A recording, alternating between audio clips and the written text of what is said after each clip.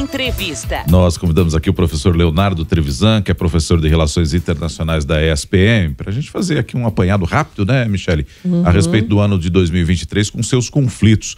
Professor Trevisan, tivemos conflito na Ucrânia, que permanece, né, mas ficou um pouco esquecido agora com o conflito envolvendo Israel e Hamas de outubro para cá.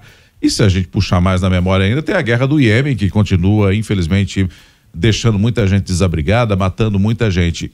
Um ano bélico, não, professor? Qual é a sua avaliação? Bom dia. Bom dia, Roberto. Bom dia, Michele. Bom dia a todos que nos escutam. É exatamente isso, né? É um ano bélico. Um instituto de Londres, o Institute for International Studies, ele definiu bem, foi o ano mais guerreiro dos últimos 50 anos. Né? Para a gente ter uma ideia do que nós estamos falando, o número de mortos em relação a 2022 em conflitos armados aumentou 14%. Né? Nós temos uma ideia de conflito armado que é muito concentrada naqueles conflitos que chamam muito a nossa atenção, né? Que é, por exemplo, a tragédia em torno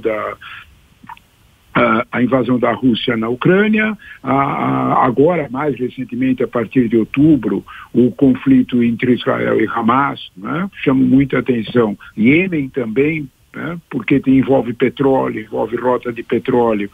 Mas temos, para ter uma ideia do que nós estamos falando, a lista vai a 37 conflitos, que são absolutamente esquecidos. O número de mortos ultrapassou em 2023, nesses conflitos, mais de 280 mil pessoas. Nós temos o maior número de refugiados em proporção desde a Segunda Guerra Mundial. Nem mesmo no final da Segunda Guerra Mundial, na proporção do que havia de população no mundo, nós temos uma situação como essa. Sem dúvida nenhuma, Nonato, né? É impossível não definir 2023 com um ano bélico. É impossível. O professor Trevisan, e quais são as perspectivas para 2024 na sua visão? Devemos piorar esse cenário ou temos aí alguma perspectiva de melhora? Michele, essa pergunta é ótima porque a gente tem que conectar com duas realidades. Né? A primeira são as perspectivas de que as guerras, elas têm conflitos instalados, elas estão consolidadas, né? Algumas delas estão consolidadas, eu vou dar o exemplo das duas maiores, sem dúvida nenhuma, né? Mas nós temos que correlacionar essas guerras ao fato de que o ano que vem, o ano de 2024, será um ano especialmente eleitoral. Nós teremos mais de 40 grandes eleições no mundo, sendo pelo menos 17 delas em potências. Não é só a Rússia que terá eleições no ano que vem. Uma quantidade enorme de países terão eleições. Esta situação é a situação que deixa as guerras ainda mais prolongadas, porque em ano eleitoral fica muito difícil que se tomem decisões para que impeçam, para que se diminua as tensões de guerra. Eu vou dar um exemplo mais fácil de ser pensado sobre isso. Pense que o ano de 2024, nós temos um calendário eleitoral nos Estados Unidos que fará com que republicanos e democratas pensem duas vezes sobre qualquer ação para paralisar a guerra, porque não sabem o que o eleitor pensa disso. Essa conexão deixa o ano que vem bastante preocupante, sem dúvida nenhuma. Perfeito. O professor, rapidamente então, só para a gente fechar aqui a nossa conversa, o senhor citou essas eleições, esse calendário eleitoral, e eu queria focar rapidinho na questão de Israel e Hamas. O senhor consegue ver uma solução num curto prazo, à medida em que o primeiro-ministro de Israel diz: nós vamos até o final, vamos até derrotar o Hamas? Está próximo ou não? Donato, essa pergunta precisa ser vista do lado de uma certa contradição no mundo israelense que é muito forte. Nós temos deixado isso de lado quando analisamos essa guerra.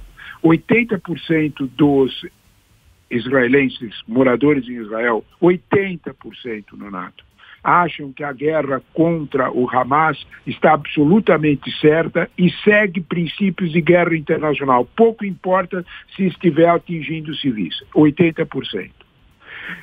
Porém, 75% dos israelenses acham que o primeiro-ministro Netanyahu tem que ser julgado assim que a guerra acabar. Olha que contradição. Então, quando nós estamos olhando para isso, nós estamos conectando a continuidade da guerra a uma sobrevivência de um governo. Essa situação é bastante dramática. Essa situação tem impedido, mesmo com todo o poder diplomático e militar norte-americano, que ele contenha e consiga um cessar-fogo. Não é diferente com o poder da União Europeia. A União Europeia pressiona e não consegue, exatamente por essa contradição. Quando nós olhamos para essa contradição entre o que a realidade, o que o eleitor quer como guerra e o que o eleitor quer como primeiro-ministro, nós podemos antecipar que a guerra irá em frente. Não há dúvida nenhuma, como os militares israelenses informam, eles irão até o fim. O fim significa expulsar qualquer presença do Hamas no enclave. Isso pode significar deslocar mais de 2 milhões de pessoas, não se sabe para onde, provavelmente seja para o deserto do Sinai, ou seja, numa retirada pelo mar. É muito complexa aquela situação. Professor Leonardo Trevisan, muito obrigado pela gentileza de atender aqui o jornalismo da Nova Brasil. Tomara que no ano que vem a gente volte a se falar numa possibilidade de paz para todos esses conflitos, ou pelo menos boa parte deles. Muito obrigado, bom ano novo para o senhor. Obrigada, professor. Bom ano novo a todos, paz para todos, exatamente isso. Bom ano novo a todos. É isso, sempre muito claro, né? Sucinto, didático, o professor Trevisan, ajudando a gente a entender um pouco mais esse cenário.